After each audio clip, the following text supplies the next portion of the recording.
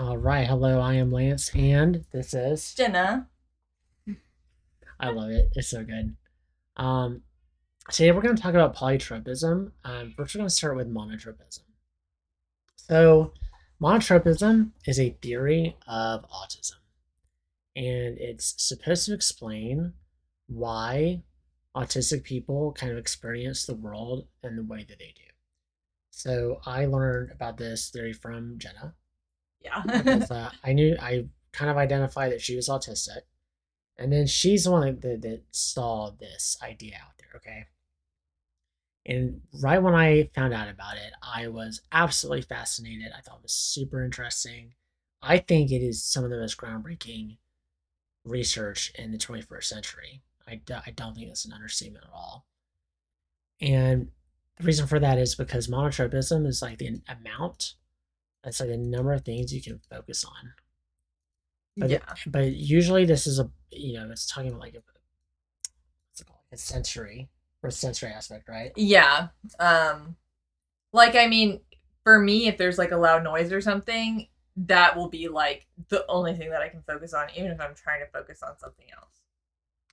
Yeah, I think that, but a lot of people are gonna be like, that's normal, though, right? Yeah. You see what I'm saying? Like, that's not It's really. it's just like to a different extent, I guess. Yeah, so this is where I think my idea for the video is gonna come into play, where it really stands out to me from my perspective when this kind of thing happens to you. When you have issues with this. Example, Bucky's, or Oh. you can't go into the Bucky's. There's Yeah. just too many people, and you just shut down, right? Yeah, because it's super loud and the lights are super bright and then also people are like bumping into you. Yes. Um So like, why should you care, right? Because when I see a little 8-year-old girl screaming, running away from her dad, for like no apparent reason, I know what's going on. There's a lot of people. It's a water park. There's a lot of people. She's just gotten overstimulated, and she's super overwhelmed. Right? It's just her yeah. breaking point. Her dad has no clue. I know. I'm some strangers watching this happen, and I know why this is happening. And is she autistic? I don't know. Maybe because it's arbitrary. That's the thing. At some point along this spectrum that we're all on, right? There's only one spectrum. We're all on it. We just call it autism. Okay, we just draw a line somewhere. Maybe not that far down, right? Oh yes, the Well, keyboard's not working. That's wonderful.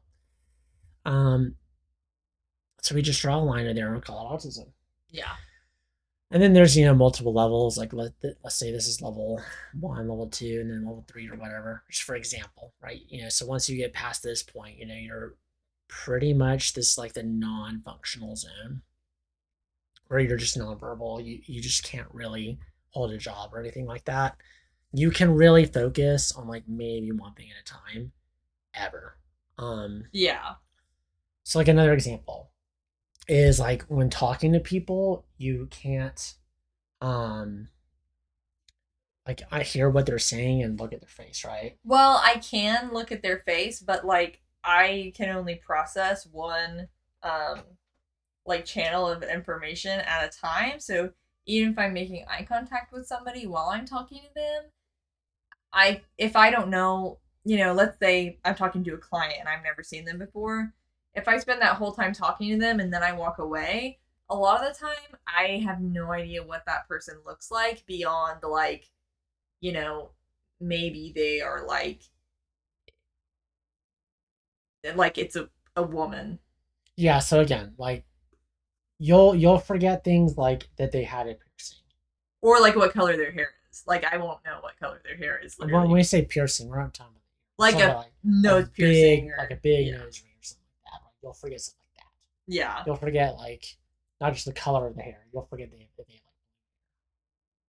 Well, if they had blue hair, I might remember. But I mean like there was you might remember. That's great. I see. You can't fake that.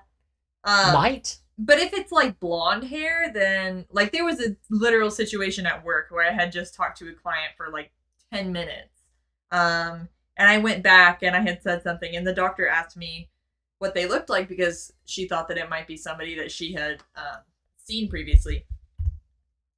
And asked if she had blonde hair. And I literally had just talked to this lady for like 10 minutes. I had no idea if her hair was blonde or not. And then she's like, did she have a nose piercing? And I had no idea. And this is like very common. Like, I just can't process what somebody's face looks like and listen to them talk at the same time. And then there was the other side, right? This is like the main video. Where like I do just tend to tune a lot of stuff out. Yeah. But like if I just notice out of the corner of my eye, like, if somebody had pink hair, I'm like I could just walking past someone and then I'll be like, oh yeah, there was a girl in pink hair and she had like twin tails. I just passed her like 3 minutes ago. Yeah. Right? Like I could do that, right? It's just like the total opposite. Like also having a better sense of time. Like I think I have really bad ADHD, so sometimes it's hard, but like generally speaking, I'm pretty good. Would you say? With like guessing the time, yeah. You're just kind of like doing eyeball guesses in general.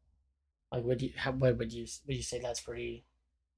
Yeah. I mean, I feel like the NyQuil is a good example of that.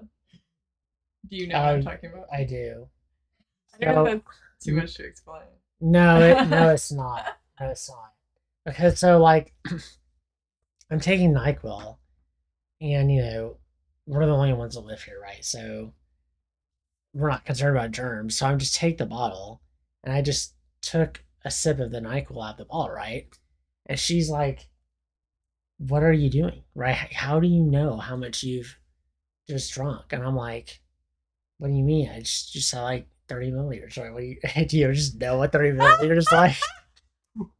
And I'm literally thinking like you could so easily like overdose on NyQuil by doing this because you're like not gonna realize how much you're drinking. And I'm not even thinking about it. Like I'm just doing this, right? I'm just doing it. I don't think about this. I don't realize this is impressive to anybody. But then I showed you and I taught you how to do it.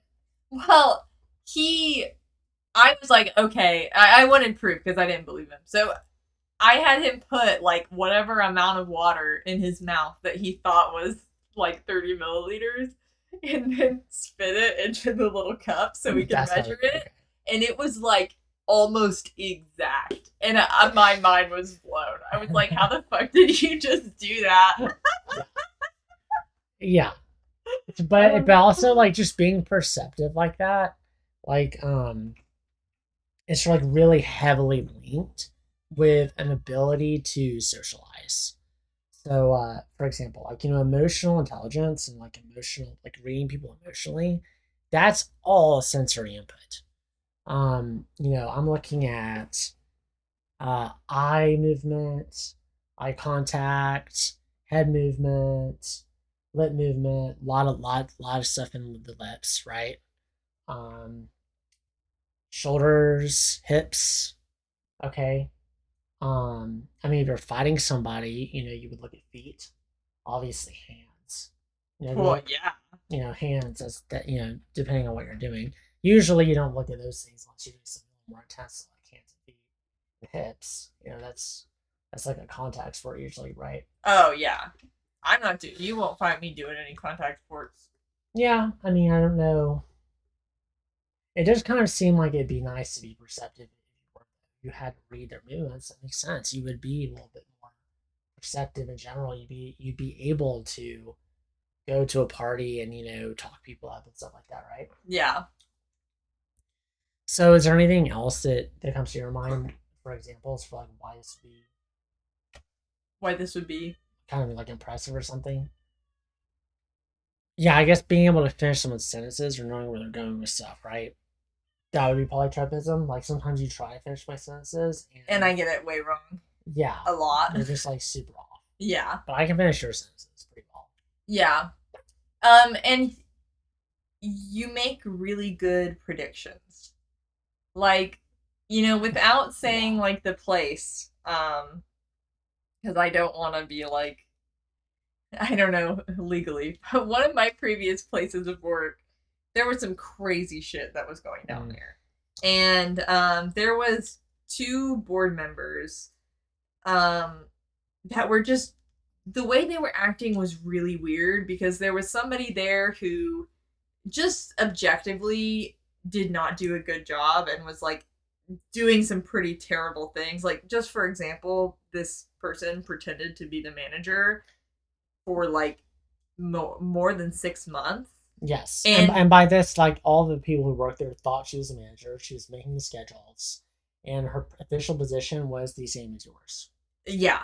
It's just super, and super strange. The director was just not that involved. So, like, well, the director's trying to sit down. She's been trying to sit down for a long time, right? So yeah, so nobody was really around to like correct her. And once the board found out about this, and I had been told previously that the members of the board didn't really like this person. Okay, I'm gonna cut you off. I'm gonna actually concise the story up. Thank you. You're welcome. So super weird woman, and by all accounts, nobody likes her, including the board. She confronts the board, and she's like, I can't believe this happened, and this is actually so badass, by the way. She's pulled up to this meeting in Lolita, okay? And she tells this woman to her face, I can't believe that you were not fired for pretending to be the manager. What a sick moment. Yeah, for And real. then, that's what I do with this video. That's just like too good of a moment not to mention. Yeah. But you know, even then, they still covered for her, and they appointed a director who was allergic to cats. Yeah. This is an animal shelter. Yeah. Okay. Don't worry about the legal issues. It's fine. There's no legal issues. It's a public. It's a 501c3. You're allowed to talk about it. It's a rumor. I guess we don't have hard evidence. I mean, it's the only thing we can say. You know, for absolute sure. Yeah. And we do know that one woman's allergic to cats. We just don't know about the punchline. Yeah. Which we're getting to. But yeah, 501c3 organization taking our money, and turns out that I had predicted that they were probably committing some kind of tax evasion or tax fraud. And when he says they, he means the board members. Yes, there's about 3 or 4 of them, and the whole thing looked very strange to me. I looked at. I'm really good at researching online in general. Yeah. So like I pulled up like their tax returns, and what I noticed is that they don't itemize anything going in or going out. They just don't itemize, and that's just really weird in my opinion, because it's all going into a bucket in and out, and the transparency is really not there. Yeah. And, you know, like charity watch organizations were kind of flagging that. And that's kind of initially how I kind of came to be aware of that. And then I dug, you know, deeper and deeper. Mm-hmm. There were 2 board members that had not been there for a very long time. They were in hospice care. Mm-hmm. Strange, right? And then there's like the newest board member, I believe, who is, she's just left with all of this, just having to clean this up. Yeah. So she just has a crazy job to do. This is like insane. Yeah. But and that's the one, of course, you got along with. Well, yeah, because she was actually the nice one. Well, yeah, because she's actually there to do her job. you know, not to like steal money and grift, you know. And to me, it was like obvious. And yeah, he didn't mention this yet, but we recently found out that they left the board, and there's a whole case going on investigating like them related to taxes. And this is just like a thing that off of like hardly any information. I mean, especially like there was no financial information until he decided to like start looking it up. But just from hearing how they were treating this woman who was pretending to be the manager, he was like, there's something going on here. And he came up with that prediction. And then it turns out like it. Yes. Yeah. But, you know, that's the thing. I felt like that was a lot of information. I didn't feel like that was that low of information. I felt like I had so much to go off of there because of how weird that is. Like nobody moves like that. Nobody does this. That's like what I'm talking about. Yeah. Right? Like there has to be a motive. What could the motive even possibly be? That's like one of the only things my mind could even possibly. Yeah. That's what I'm saying. Like I feel like it is actually big information because of how you can rule out so many things. And I guess that's, I want to say this is not a trait that is really linked to intelligence. Like I know that I come off very intelligent with that story, right? Um, but it's kind of like, in my view, a multiplier. Like, being intelligent, and there's an arrow in the way. Like, there's a little red line there. Like, let's say you're dumb, right? This is stupid. This is smart. Oh, yeah, two S's. So it's like super clear. Oh yeah. That was actually somewhat intentional. Right when I came over here, I was gonna put an I. I'm just like, it's gonna be way funnier up in this. Yeah. But like, how many? But see, that's what I mean. That's why I thought like it'd be good if we just did this video just casually together, because I think like small things like that just kind of happen. Yeah. Where I can just kind of come up with something like that on the spot pretty easily, and just not worry about it. Yeah.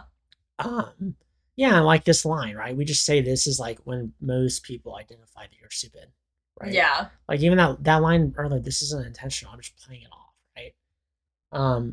I would put myself like pretty deep on both of these, right? Am I like the literal smartest person ever? No, but I'm very smart. I am very smart. It's true. But the thing is, when you have both of these, it's like if sometimes it is like a multiplier, because this spectrum polytropism is all about getting information into your brain through your senses. That's what's happening, right? Yeah. And then my intelligence can kind of do stuff with that information. Namely, like I can rule out things really quickly, right? I can know what to put my attention towards. And then I can put just a lot of attention to like a wide area really quickly, and then get more information, and then I can just keep doing this, right? So it's like I just know what to Google. Yeah. Like, I don't have to sit there and read a bunch of stuff that like it's not really isn't relevant to really what I'm looking for. I can kind of just look at a couple of sentences off of a result, and I just have a really good idea of what's going on. Just the whole search. You know? Like, skipping the ads, knowing the difference between ad and what's a non-ad. Yeah. Very, very fast, right? Like, that's always nice now. Everything's an ad. Yeah. Everything is an ad now. And so especially like, a lot of it is undisclosed ads. Being able to filter that out is actually awesome, right? Yeah. So, it's actually really hard to make sense of the internet anymore. Because of this kind of thing, there's just so much going on. It's hard to engage with, but I can just go in there and it's really not difficult for me personally. You know what I'm saying? So like I see a lot of people who are smart, and they are as smart as me, possibly smarter. I always say I think that you're possibly smarter than me. It's genuinely hard to tell. Yeah. Right? Because I think we as people confuse these two traits a lot. Yeah. Which is probably one reason why, I mean, obviously a lot of people who are friends with autistic people and all that kind of stuff, like, they don't necessarily think this. But a lot of people, and especially, like, historically, people associate autism and then kind of think that means that you're, like, not intelligent. And, of course, there is the total opposite, where people have this, like, sort of, like, savant genius stereotype. But I feel like that's a lot less common than people just think that, like they think that autism is an intellectual disability when it's not. And I would say it's funny, like, actually being really polytropic. It's funny to see, like, and the most egregious example is anime, right? They make a smart character, or they make a smart guy.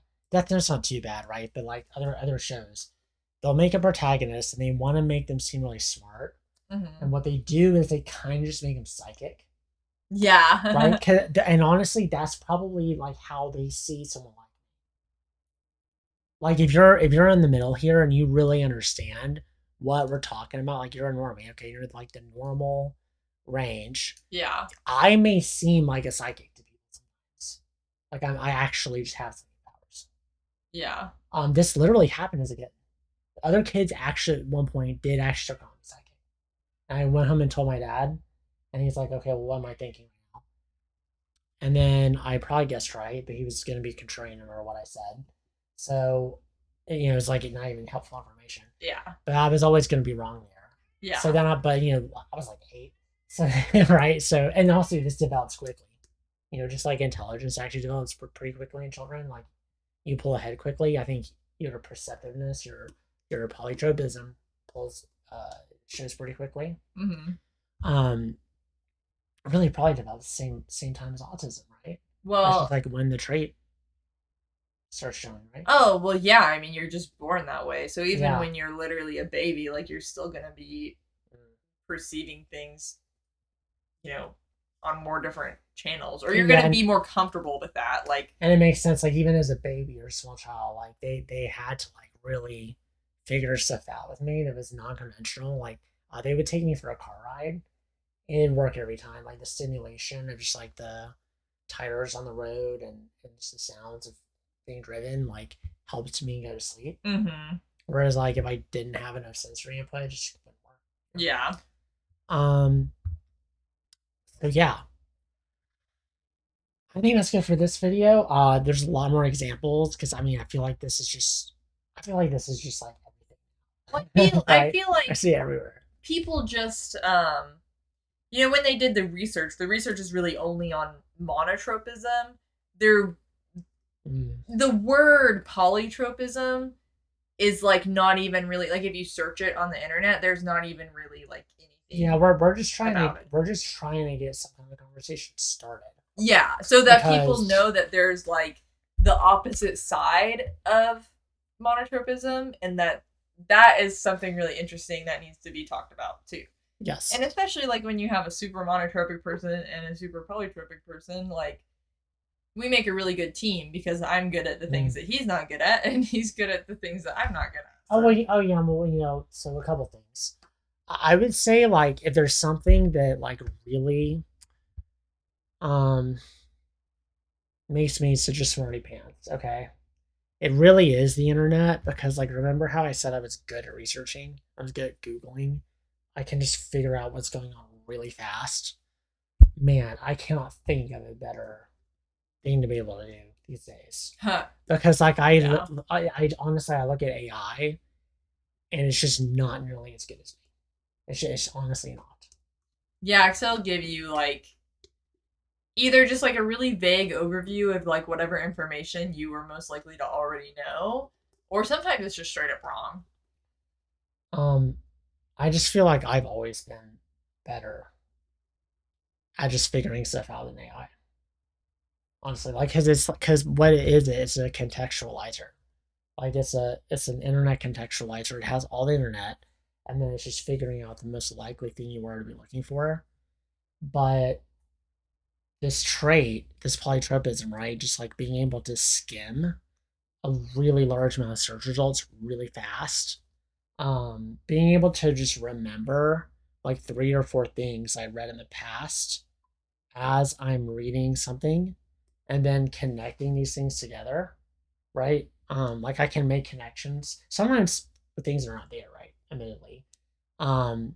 Really easily. Yeah. And that's another thing is like I didn't realize how often I just hallucinate things. Like I just see things that are not here, or hear things that didn't happen. I think it's more common that I like think my name's being called, but it's not. Stuff like that, right? Yeah. But then that's where being smart is so strong because then I start ruling stuff out. Yeah. I can like be like, well, it can't possibly be that I saw this because of this reason. Yeah. And then that's why there's like such a crazy synergy here. Like I feel like if you were stupid, like if you were over here, for example, but you were like the most polytropic person ever, I just feel like you would not be able to really fully use what you're sensing. That could potentially be really harmful. Yeah. Even if it honestly not even have to be that far. Even if you were like right on top of me, right? It just I feel like it could go bad. Yeah. So the internet makes me super overpowered. And for example, the researchers who came up with this very theory, they were autistic, right? Yeah. Yeah, they're autistic themselves. Which is probably one reason why they don't talk about the polytropic side of it, because they don't know because they can't focus on multiple things at once. Yeah. Yeah, right. They actually do need someone who represents that other side of this idea they've come out with to step forward and start talking about it, right? Because and it's also kind of unfair because I can go and read their research and get a big idea, like maybe 60% of what they've learned, and I can get all that with a very generous 1% of the effort. Yeah. Very generous, and it's probably less than that. And it's like I just kind of like read most of their paper one time. Yeah. And I feel like their research has changed how I see things so much. Yeah. Um, so as in the future, I feel like just people like that are going to get disproportionately more powerful. And I'm going to tell you, you're going to want me to be the one talking about it because I can kind of point other people out like this. I think my concern is people are going to be using this for their personal gain. Oh yeah, which obviously not good. Which may be what's happening. Yeah. That may be part of what's happening, right? And they're not going to give up the game, right? Because I could go around taking advantage of people. It's really easy to manipulate people. I just really don't want to do that. I don't believe it's right. Yeah. So that's just like, then that's my values, which I believe is like, kind of the third. It's not really a spectrum, really. That's a lot more complex than just a simple spectrum. Yeah. But intelligence with your perception, with your values, I think those three traits really make up the core of who you are. Yeah. You got anything else? I don't think so. All right. Well, thank you so much for watching. This has been Genevieve Lance, and we hope we'll catch you next time.